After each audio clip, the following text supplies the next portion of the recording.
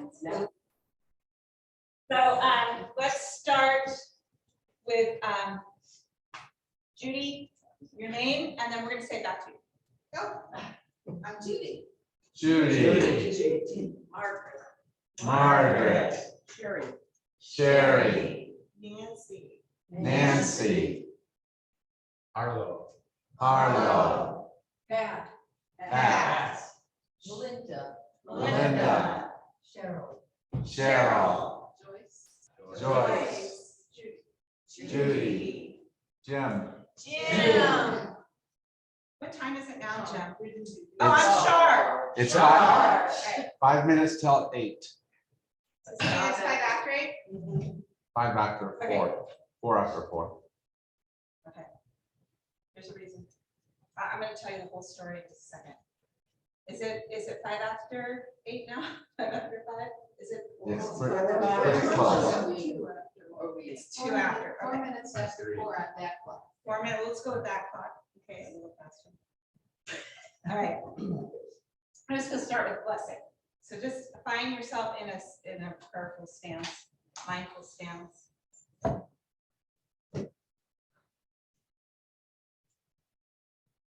Very funny. Jim's like dozing in the background. This is how I. That's how you pray. Uh-huh.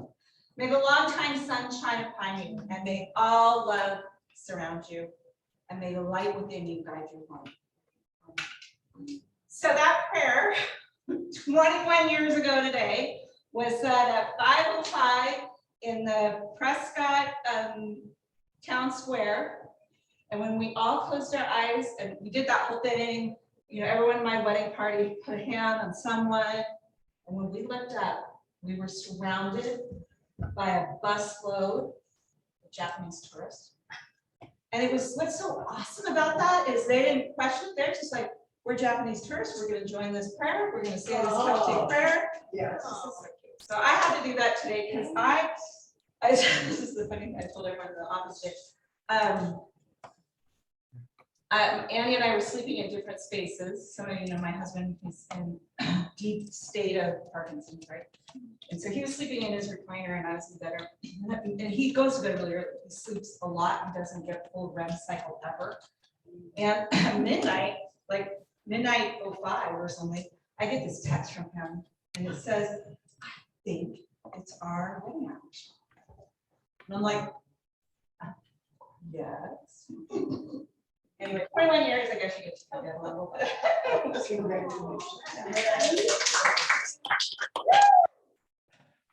So, before we go into anything else, I want you to start to think just for a moment about what stress feels like in your body.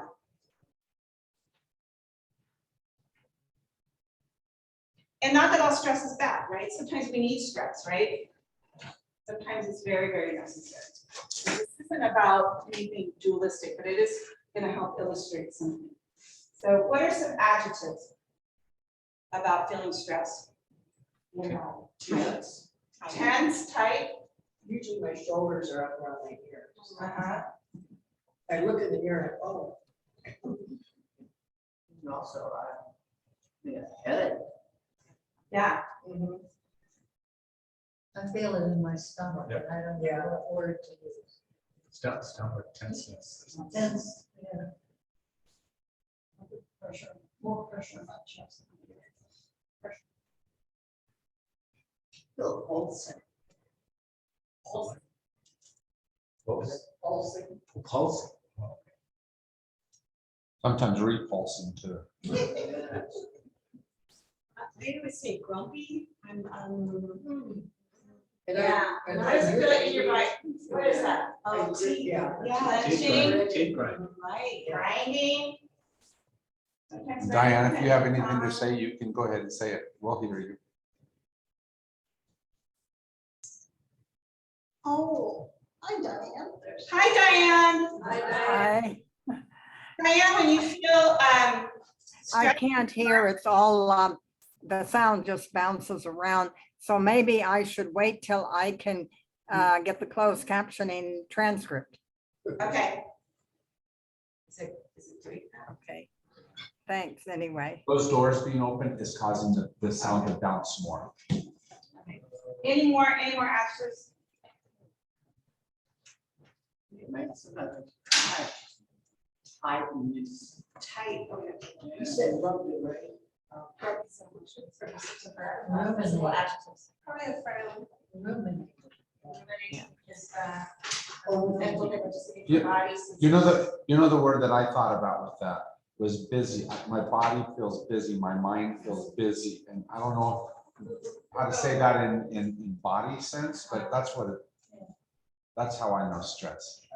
Like obsession, mind obsession. Yeah, maybe. Yeah. To keep going over and over, you know, you can't turn it off. I feel like I lose a part of me. Yeah. So, so just take a second just to do this little, what's called in somatics body data, and feel tense somewhere that you can let go of it, you know you can let go of it easily, like a hand. Just feel it for a second. Any other adjectives come to mind? That little body data. No? Okay. It's a pretty good list. Soreness. Yeah, especially if it's chronic. All right, now I want you to think of the opposite.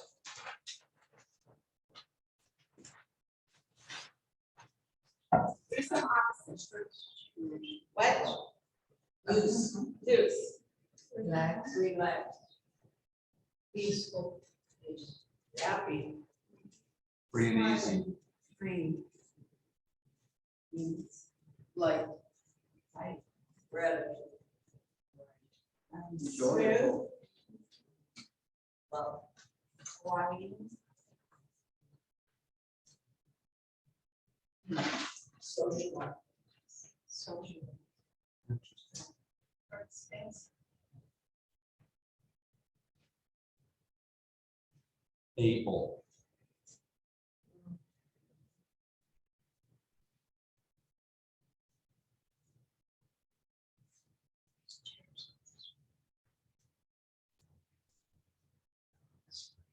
Any more? You have the rocker? You know, they're really super hard. I'll go get one of those. And let's just move so we can just, is that okay? I'm sorry. We love you, right? That's just fine. Let's move our chairs, so we can just pull the rocker in. So go back to that little body data experience and see if you can feel one of these adjectives in that place. If you felt it in your stomach, underneath. Felt it in your hand.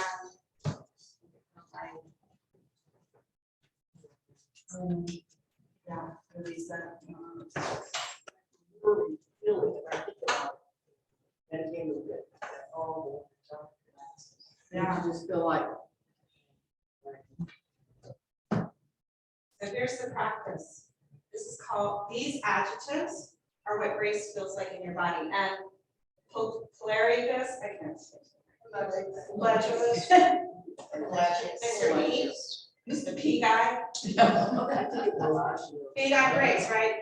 A lot of his thing was about, you've been through lots of different practice, a lot of different practice. I had to just narrow it down. But a lot about grace. And here's the thing, that you can cultivate grace by connecting to these movements, and you can always connect to these movements some way. Some of this is harder than the other. It's easier for you to pull. But when Judy walked in today, I just gotten up from my flat on the floor with this.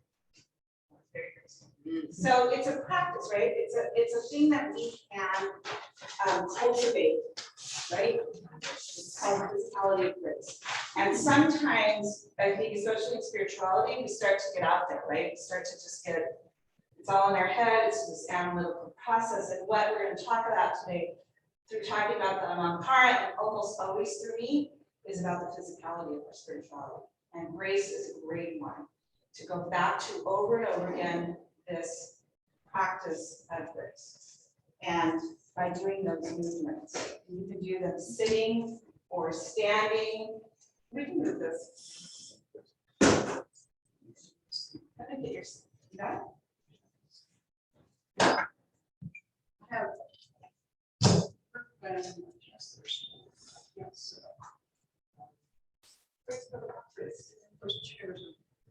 This will be a little easier, but it's not the rock around.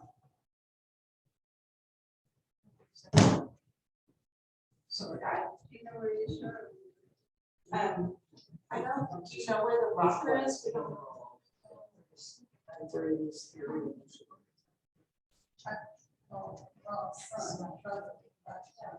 I don't have that, I don't have posture. Do you want to put your legs up on a chair?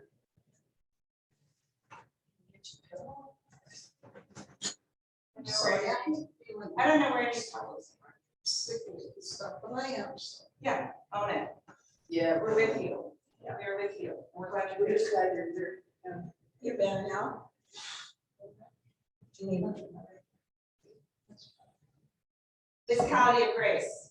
So that's your work for this week. This is This is great.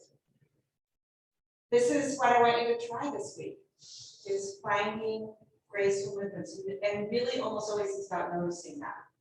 For some of us, like Judy and I, sometimes it can be hard.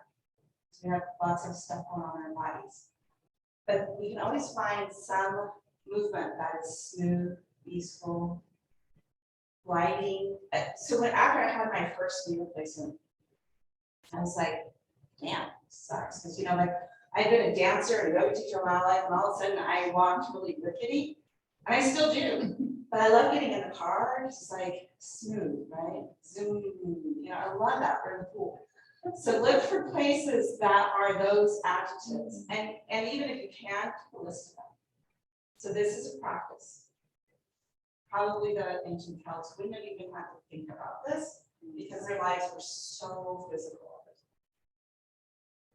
So we're talking about today, yeah, so that's one thing. Any questions about that? Comments? Comment. There's a difference between, when you said about the ancient cults. There's a difference between working, like working out in the field or whatever they're doing, where you're working and you're concentrating on achieving a goal. And relaxing and moving, flowing, letting the movements flow.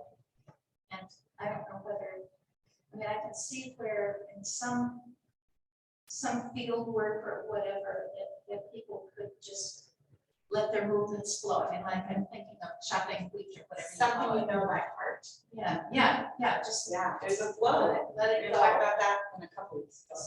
Yeah, But the Yeah. week I spent at Finhorn, everything was related to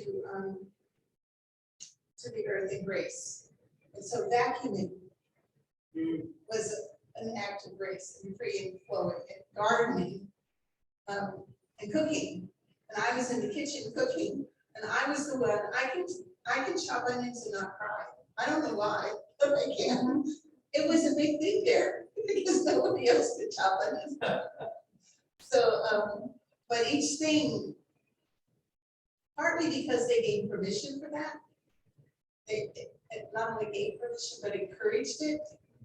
That everything you did, like scrubbing the toilet, making the bed, all of that can be done with being grounded. Yeah. And being part of the spirit of doing something, but not feeling, without the obligation, doing it for the joy of doing it. Rather than with the sense of this has to be done by tomorrow. I don't know. Another word for that is mindfulness. And Thich Nhat Hanh, I was just gonna say. Yeah. in the society in France where they live, they ring a bell periodically, and they tell you that every time a bell rings, whether it's the you know, the ones that they ring on purpose or any others, go back to that space, remember. You know? I thought that was great. We set our focus to do that. It'll go dong. I found out in dealing with chronic pain, I learned certain things to do. And one is to get centered. And literally, you just have to relax enough to turn your mind off. And a lot of deep breaths. The only place my mind goes, I go to the ocean. And I can visualize and hear, you know, those waves, the waves coming in. And you just start at the top and work down, but this lowers your blood pressure. It does so much good. And I learned to use that practice forever with the, and I've used especially after having this surgery. Because I'm not one to take all these pain pills. I don't think we need them. And if I can get around it, I get around it by doing this, just except putting my mind, I'm at the ocean now. Y'all can be where you want. I take Tai Chi, and this is going to add a really wonderful dimension. to Yeah, it. Tai Chi is a really great, like, full brace movement thing. And that flow that we talked about. Is that- Anything else, we get to talk later. What about Yeah, I'm Nancy? holding my comments. Yeah, you just hold yours. We're gonna hear from Nancy and Melinda later. But Nancy, tell me about bracing your body. You should have a very sophisticated palate. Just like what? I noticed that, since I'm retired, I slowed down my movement more than, I was like always in a hurry, no matter what, and it's really hard to stop doing that, always in a hurry. Like, get the vacuum done, brush your teeth and be done with it, and, you know, it's like, what are you going off to? You gonna go watch the news? You know, it's like, you can wait on that. I'm not even see it. So for me, it's learning to slow down, because I am kind of, and my husband, we're really opposite that way. And I think that's what, you know, one of the things we love about each other is we are opposite in so many ways, but he teaches me to take your time, slow down, just the way he walks in the kitchen is really different. And my mom and dad are like that. I could listen to their footsteps. My mom was wearing heels and was really fast. And then my dad was more plodding. And I knew who was walking just by listening to that. Just gotta stop and smell the roses. Yeah. You know, here's the thing. So I did this lesson when I taught Sunday school here, and I do it with children, and it's funny, like, do you guys know Ian Pollingham? Ian's a kid who grew up here, and he's gonna come back and usher for us, and so we'll be looking for Ian. Anyway, Ian is now in his early 20s. So this kid.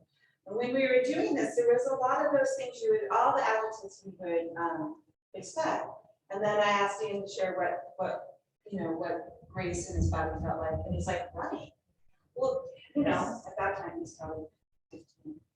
And so it's very individual, you know, we all have our own way of feeling whatever that is, and flow is a good word. We're gonna talk about flow again, probably throughout this whole time, because I feel like the Celts are really into flow and so many levels.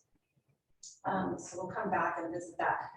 But do take the assignment and let me know. You can email me or talk to me if I forget to ask next week, or bring it up. I'd love to hear how graceful movement was helpful to you for ease or at ease.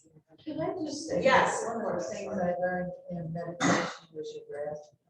And that for me is one of the quickest ways I can get into flow. Just feel your breath. And, you know, it's like the ocean. Yeah. And it's there immediately. It's so true, and it's funny, but more, you know, we're doing mindfulness in one of the soul cycle groups, and which Harlow is in. But we're working on mindfulness because I work with mindfulness in schools for a long time and love it as a practice.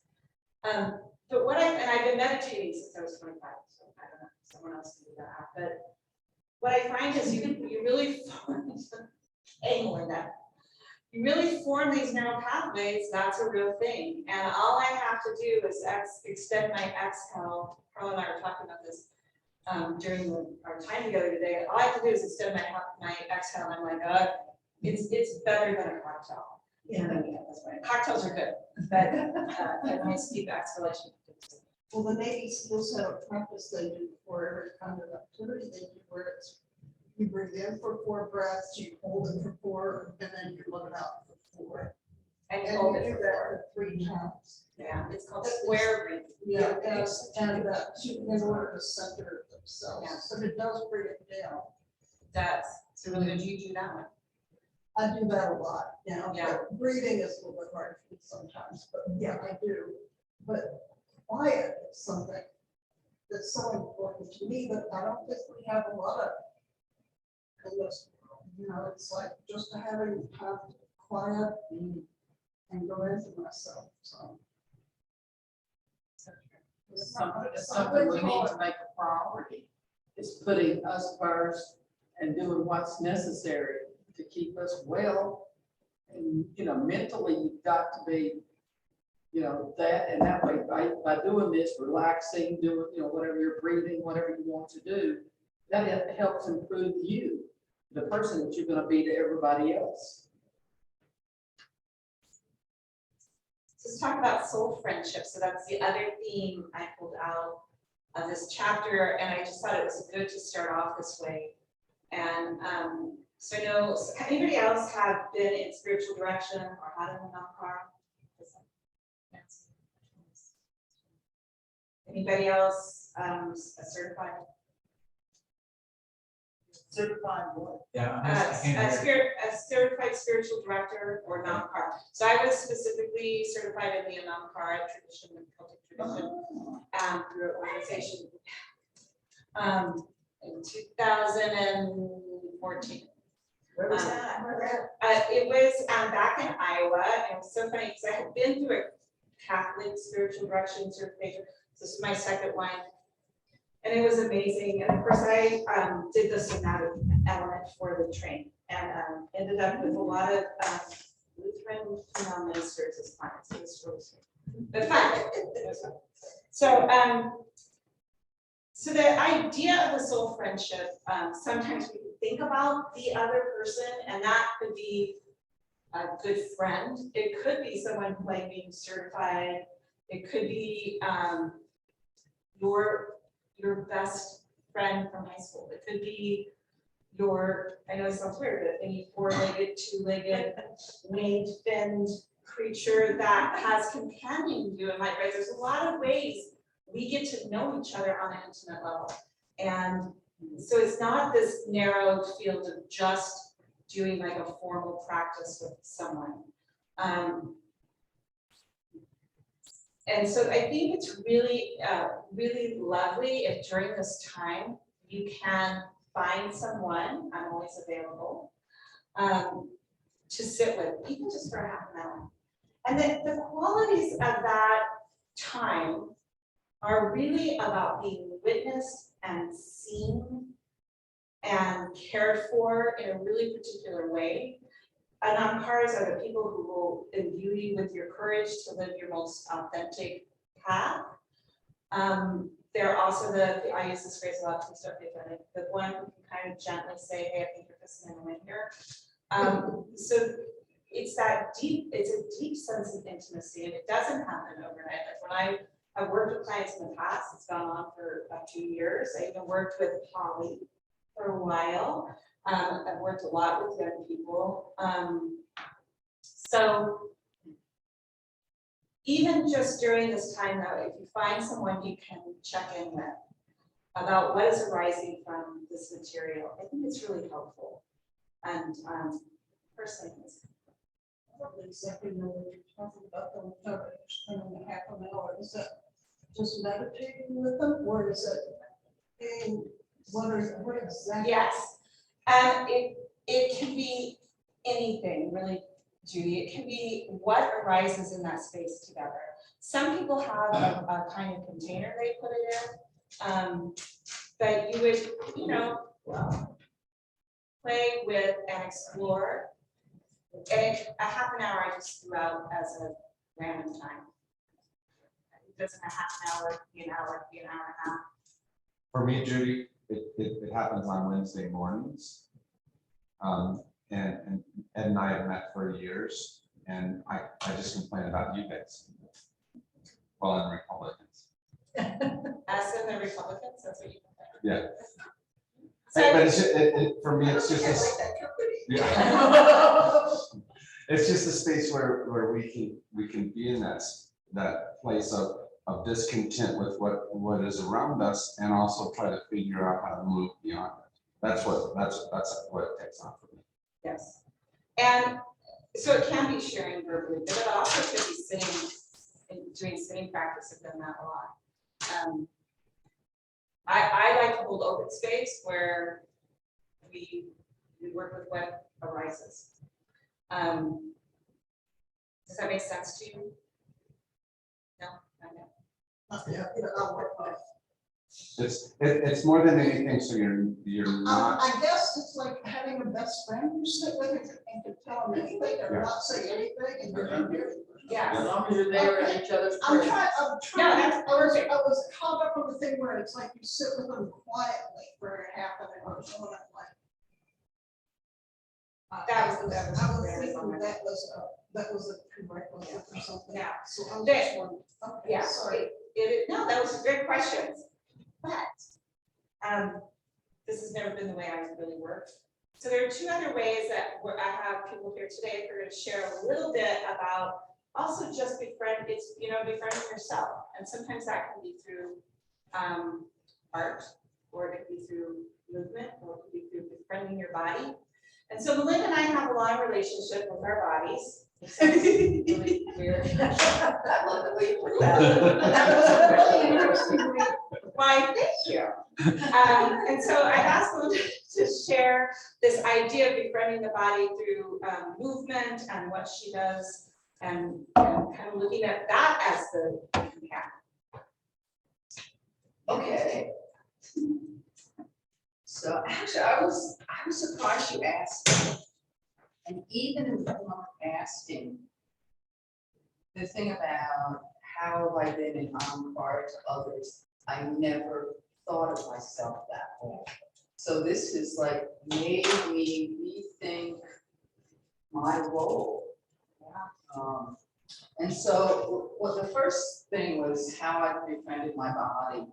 So Melinda, we real quick just describe, like you teach, Melinda and I have met at Susie, and we've done a lot of movement through improv and skin releasing work, and we performed together, I believe, Union Crossing the Sands. Yes. Yeah, we performed together, so lots of different things, and now you're teaching an improvisational class. So, okay, so I do two types of dance, and they're both improvisational. One is group improvisation, Mettler based, this place in town.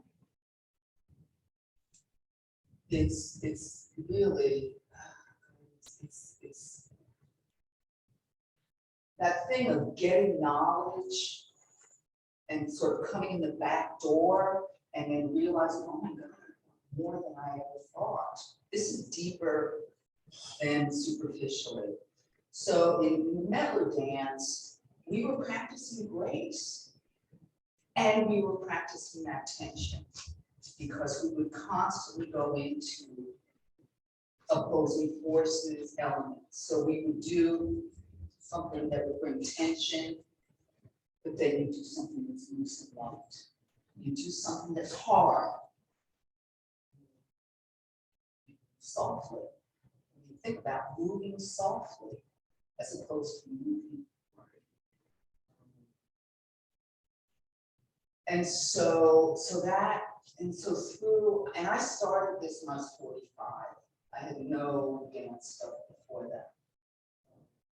And so I did the Mettler stuff, and then I got involved in a community dance organization that allowed me to perform in the community, and that's where I met Shaw. So you didn't need all that. And also Zuzi, well, both of them. We are totally into different bodies, different abilities. I danced with a deaf person, I've danced with people in wheelchairs, people on crutches, whatever, I think that's so it's the group work that I'm really into, and that is where I find the deep connection. And for me, growing up, I, like so many people, became really disengaged from my body. And I learned how to numb my body. And I was aware at a certain point that, okay, I felt this and I felt this, but there was no connection between this and this, none. And so over the years, I've learned how to make that connection. You know, I mean, I still have issues with my body. We live in such a crazy culture. But what happens for me now is I'm very aware of how movement is easier with my body the way it is. You know, if it gets a little bigger, it changes my ability to move. Nothing else in my life has affected me to change how I regard my body until I got into that really deep movement. Because in numbing our body, I was also a therapist, and I haven't. So anyway, numbing my body, I numbed my feelings. And so by opening up all those blockages and taking classes where I could identify a feeling, oh, this is tenseness. Okay. And then I learned how to, okay, tenseness. Oh, I'm stressed. Okay. Now what can I do? And so I slowly started learning how to catch myself. And I do this numerous times during the day. To anyone, just stop, and really check in with your body. Check in where there's tenseness, where there's lightness, where there's darkness. You know, just check in. And you could, you know, breathe into it, do whatever to ease it a little bit. So with the the increased body awareness,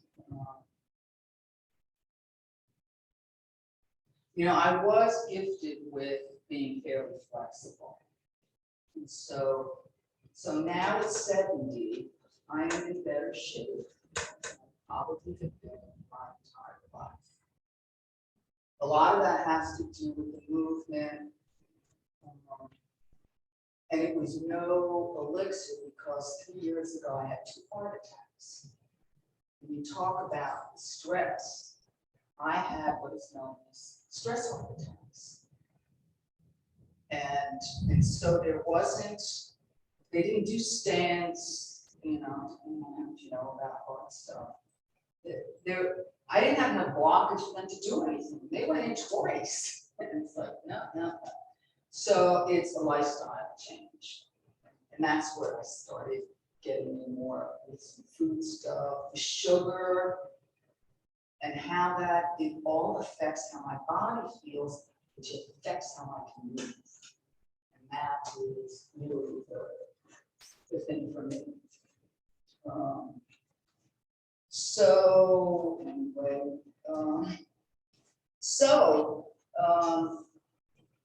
I became, this is where I made the connection with Ankara. I became a therapist for children in residential treatment for 10 years. And that is my approach to therapy. These were severely abused kids who hadn't experienced a lot of love and very little safety. So being able to create that safe space, however we can create that space, people can't be in their hour of darkness. They're not in a safe space where they feel they can be held, you know, by whatever is around them. And so I learned that in working with these kids. Some really sort of miraculous things happened. But then when I got into the dance, I saw a similar kind of process of creating that safe space and being able to move in that space because a lot of people aren't comfortable moving. My guess is if I were to have y'all get up and start doing some movements, there would be some reluctance and self-consciousness. So to be able to create that space of welcoming, I mean, that's partly what you create here, of being able to create a space where we can be our truest selves, however that manifests. And so when I'm teaching right now a class on Saturday mornings with another woman who does authentic movement, which is another really powerful practice for witnessing. But what I hear every week is, oh, we feel so safe being able to move here, and so we can move in ways that we haven't done before. And the connection, I cannot tell you how deep the connection can be when two people are really moving together and you feel the energy from the other person. It's grace, I don't know.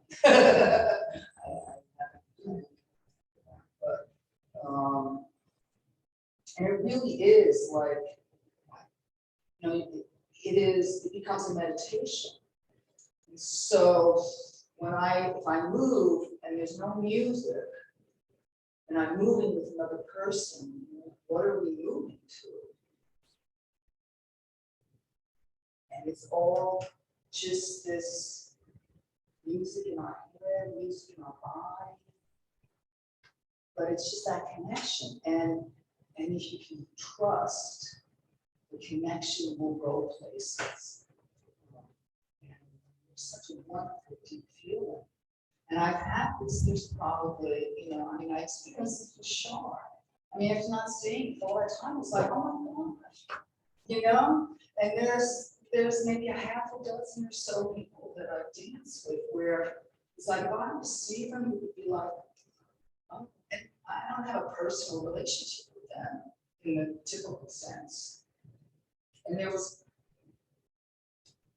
a story on somebody being high on a car. I was at my dance place doing a workshop and something was going on for me. I have some anxiety issues. And I saw this woman that I danced with.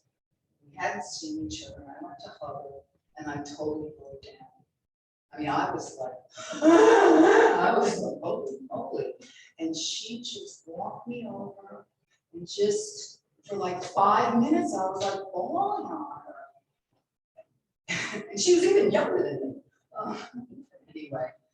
And she didn't ask, I didn't have to tell her anything, but it was that connection that we had from the movement. So I'm just curious what people's experience with movement has been. Am I talking in a way that doesn't make sense? I think sometimes people think of dance and feeling and sexualized, and it's so not a part of this. I'll just throw that. Do you want to say? I was thinking, it sounds like something we could do at home. Just stressed out and tight, do some of those movements and then come back with some Just complementary movements. Yes. it's like tightening and releasing. Exactly. But in ways of dance, but your neural rhythms. While you're talking about your dancing with partners, I watched this video and I love dancing, especially shag. I love it. I think how they move their bodies. And it talks about so many of them that have gone on to be champions. they're not in a relationship, they're just good friends. If they get together and the movement that they produce, it's like, oh my God. You couldn't believe just the connection that they have and the way they dance is it's just amazing to me to watch them. And then when you get the juniors out there, they're already starting this. It's like the kids know what they're doing. But the feeling, Decades ago. What? I wish I met you one time ago. I never felt comfortable in my body, ever. Comes from being a little girl and being told by my mother, it was ugly for the longest time, and I've never felt comfortable in my body. And It's never too late. I've always wanted to dance, and I've never ever felt comfortable getting up and doing it. And that's one of my great regrets, I guess, and I'm gonna do that. Being body shamed, it takes forever. As most of you know here, I used to weigh a lot more. And I took it on myself.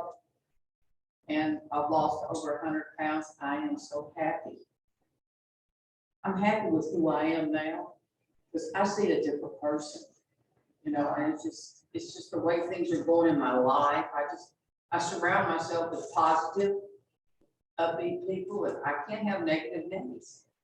You know, you've got to be positive. If you're toxic, you just can't be a part of my life. And that's I did that the first year, and I was free. Okay, sorry. Just, you know, you can't be. It just can't be. I can't have someone bringing me down when I've worked so hard to get up to this plateau right now. And it's positive only. If it's negative, hit the road, Jack. Don't need you in my life. So just to bring it up, because we're gonna move on to yet another part of it, but. So, you know, it made me think about your Harlow and your hikes.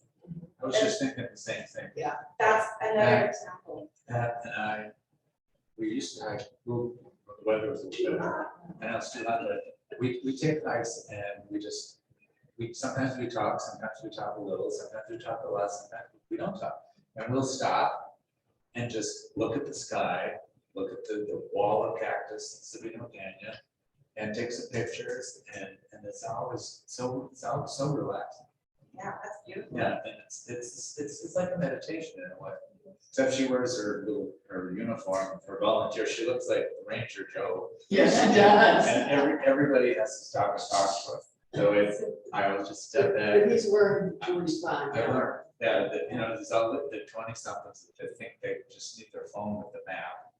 And so she's trying to explain to them on the little map, and so then I keep extra maps in my backpack. I took that, I think the paper map up.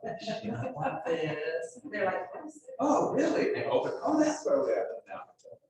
But it's like a meditation. It is, and so that is that kinship or soul friend, you know, that is that. Yeah. And I'm going, you know, as most of you know, I was a dancer until I was 50.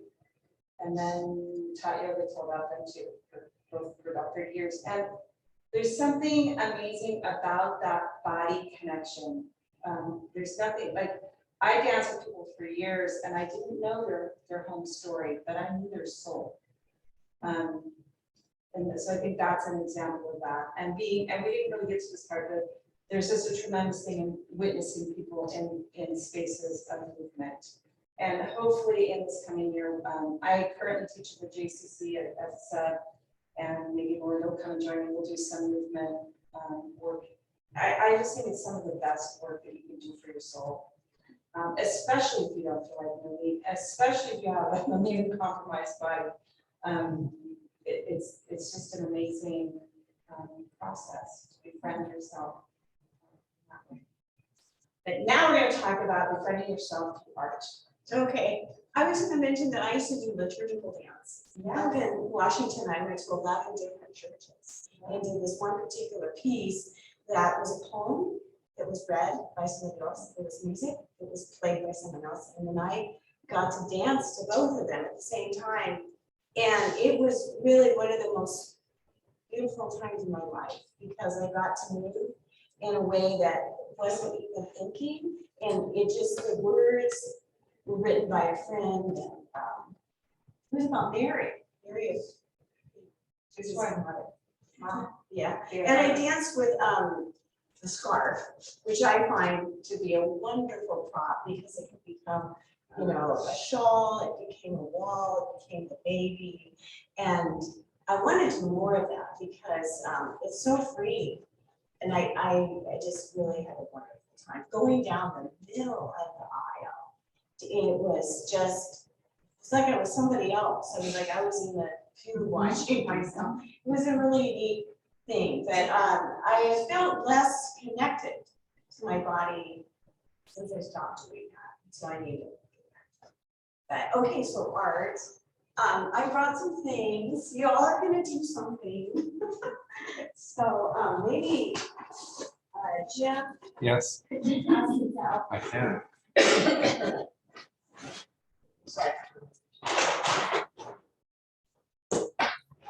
For arsenal. Yeah, get it, so I'm sorry. Good stars. We're supposed to be good on these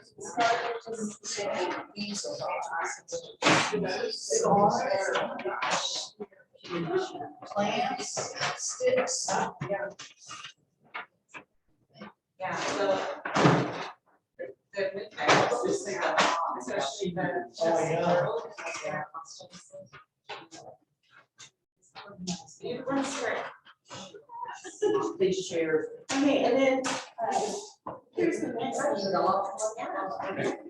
English art. You got it, yeah. You got it. Paper towel. It worked. That's. This is an artistic. Oh, this is an Okay,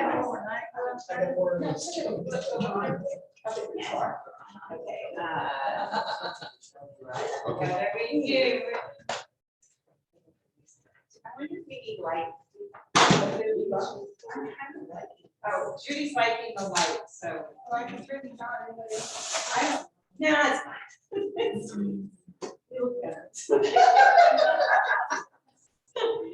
Okay, so, I was a teacher for over 40 years, and I taught everything, English, theater, a little bit of art, but not a lot till I got here. And really, I should have been an art major all along, but then I was a theater school too. You can do both, you can do one thing. But here, my art self has come through in a way that's been really fun. And so my journals have become like my friend, my spiritual friend, and I can go to them and add stuff, and it's really a great mirror to myself.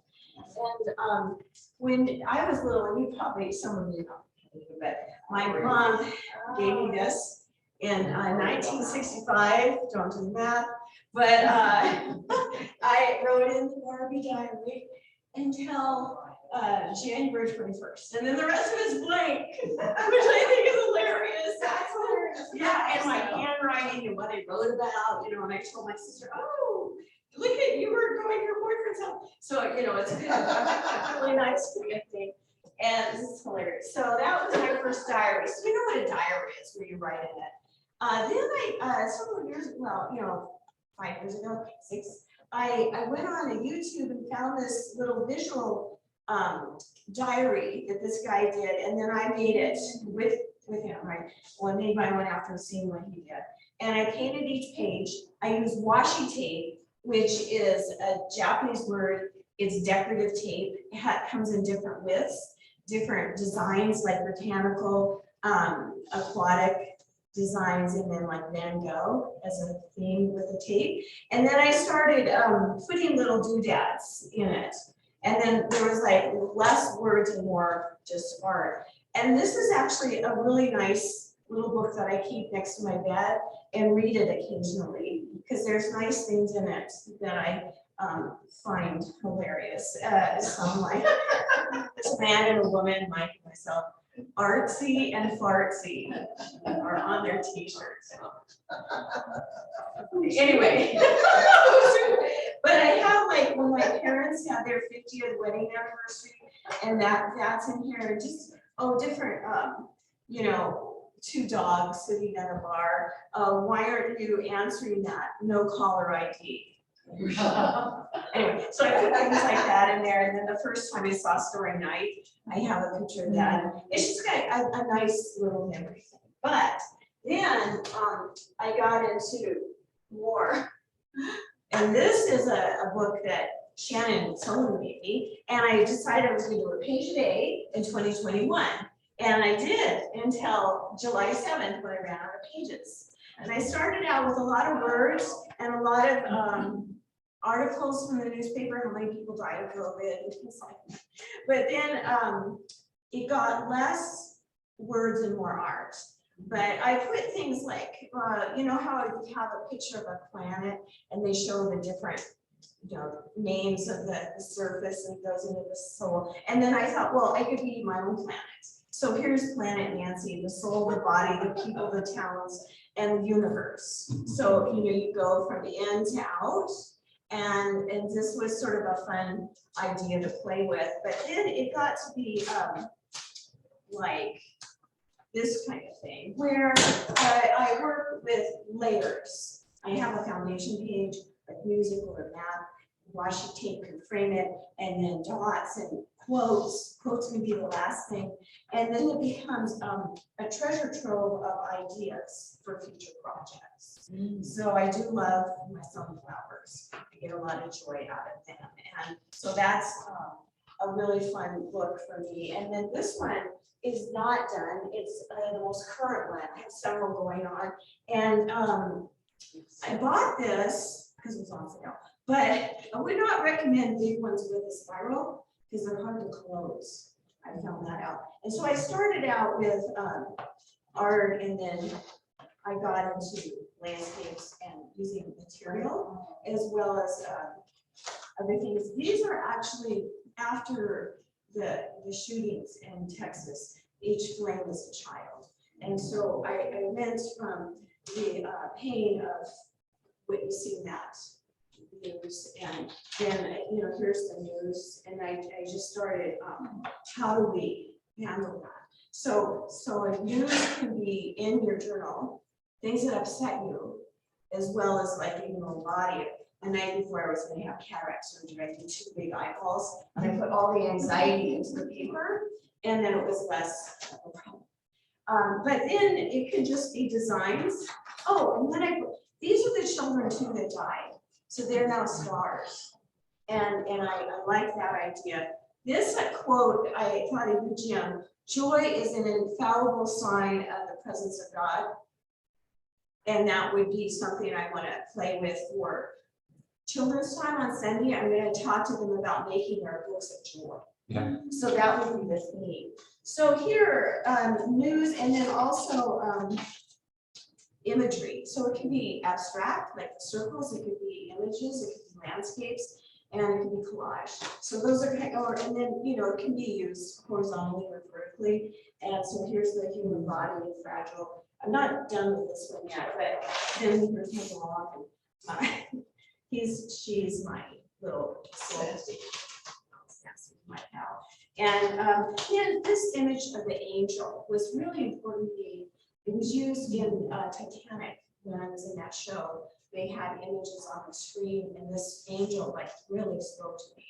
So I just love angels, and this one I felt was important with the children that were killed and so forth. So I use stencils and sprays. And I use collage, and then here's washi tape, not as a frame, but like as a final.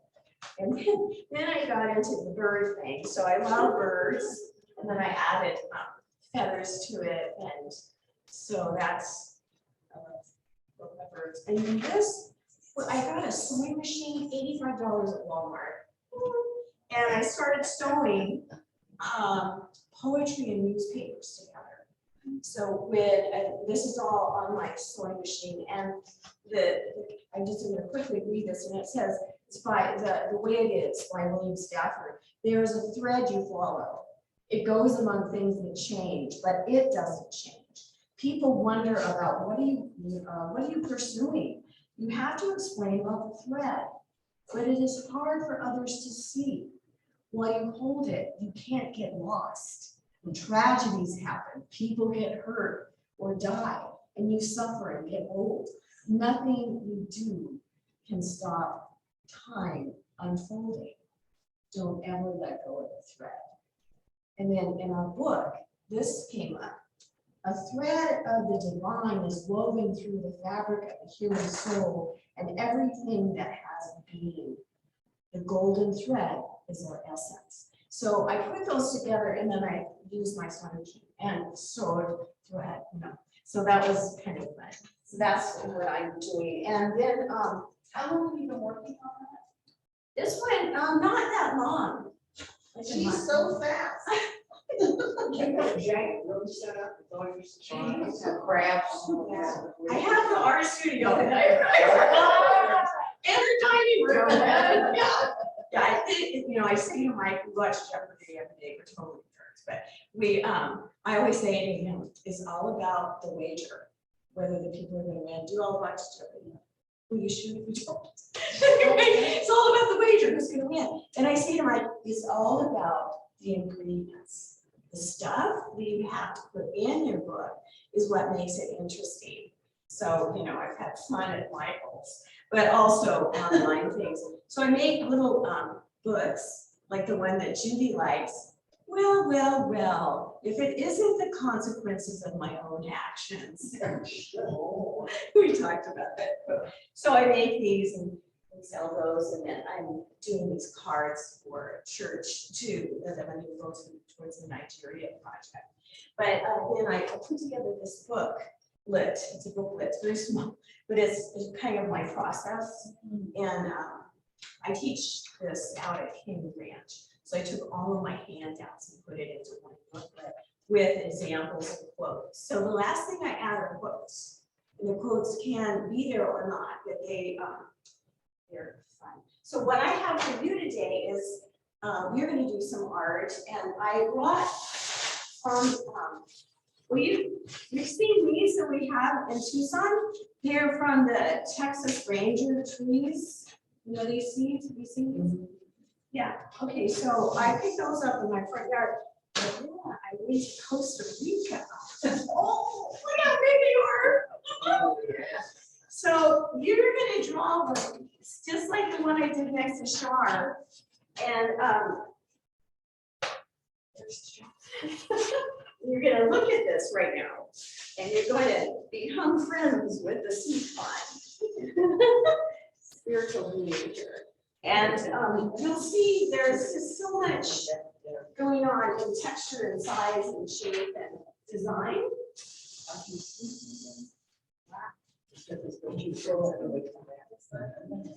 And so what I'd like you to do, and I'm going to give you some choices. Are we taking this with us to do, or are we doing it here? Doing it right now in 5 minutes. 5-minute flash art. Yeah, Okay. I've got to go. Okay. Oh, I'm sorry. You want to take it with you and bring it back? You could do that. Okay, well, we all are artists. No. You can choose either a crayon, one color or you can choose pastels. Totally your choice. And what is good about drawing is you see in a different way. And I have that paper that Jim passed out. If you do use the pastels, you're probably going to want to need them to clean your hands. White hands. Yeah, but what I did on this one, look how big it is on the page. It can be sort of a diagonal curve. And then what's in the background, not just the focal point, but what you have in the background, what colors you use there. So if you want to grab what you have there, or I'll get it for you. So I think that when you take pigment into hands, like the chalk pastels, you are using either the tip of it like a pencil, or you're using the white part to cover a lot of space and use different colors. And then I put a frame around it. but just to give it a border, to give it, you know, a place that. And I think that, Margaret, you need some help.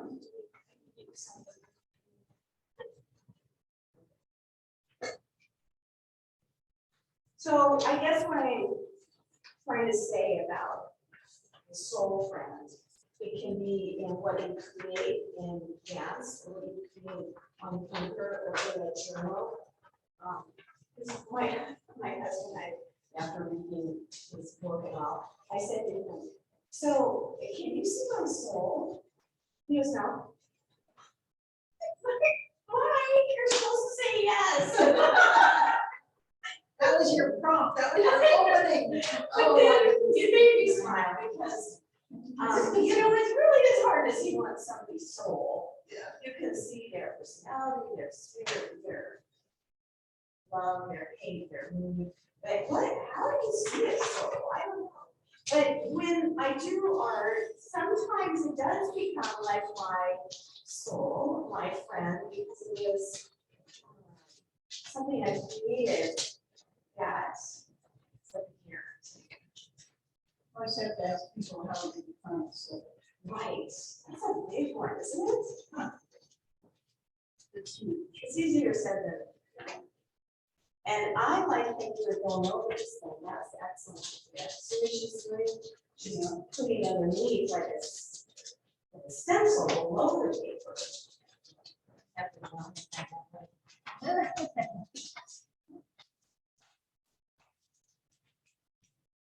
You know, there are people where art is not their wheelhouse, but I admire people that will jump out of it, and even it's not their comfort zone, give it a whirl. And you might be surprised at just what you come up with.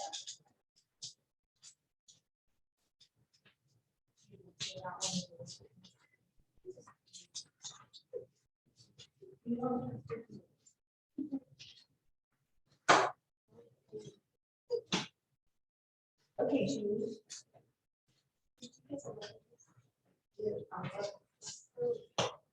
So we want to do that. We will offer an online class. That's what we cover. So when they pay for that, we do that. You're doing an online class? Yes, next month it'll be out. I'm doing an online art class. It's called The Joy of Art Journey.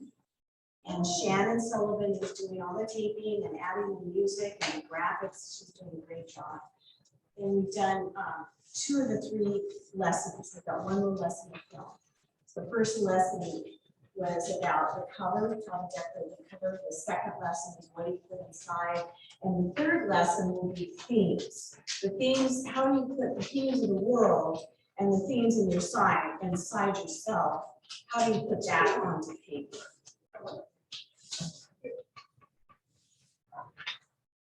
Good job.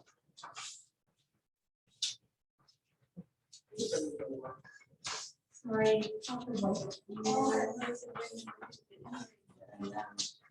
That happens a lot. I know, It's it's a little distressing. It's just not so ginger's like That's lovely. The transition of the dark on the first Yes. and the light. thunder and that goes Yeah, up did like. you? I look at the fireworks before. I turn on the music. Yeah. That's my. Yes, very well. And And just see, put on loud different stuff, so. and you did the other And I side. love that. No, I just did this one You did side. the one